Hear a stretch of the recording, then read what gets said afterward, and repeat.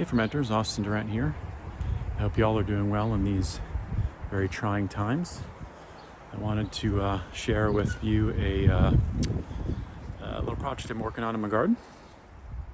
It is a 2-bin composting system, and I kind of Googled the designs for this and found a good design, which you can see here, and decided I could build it with simply the scrap wood that's in my yard. So managed to pull it off.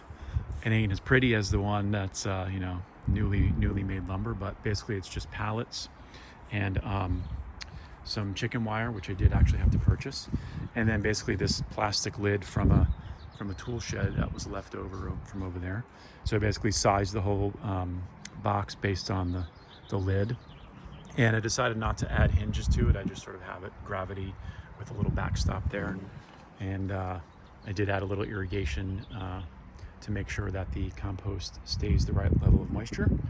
And the 2 bins are so that one can be actively composting and that the other can be storage or where finished compost goes. But since I just started my bin, that's kind of where we are. And then this clever design of these slats that can kind of be removed and added as the pile gets up. Yeah, that's pretty clever. So again, just kind of borrowed the design from clever folks online and just mimicked it using some found wood.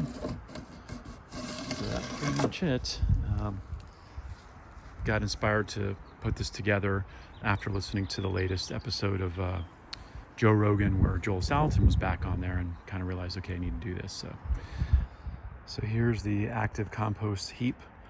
It's probably 60% what they call brown and 40% green. Brown is of course dried leaves and stuff, and green is the stuff that comes out of your kitchen, food waste.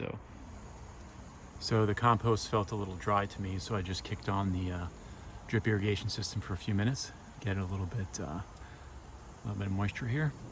It's the dry season now in Southern California, so most of our water has to come from irrigation.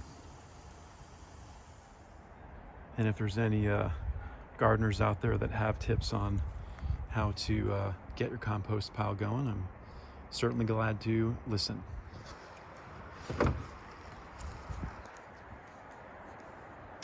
Thanks, and be well.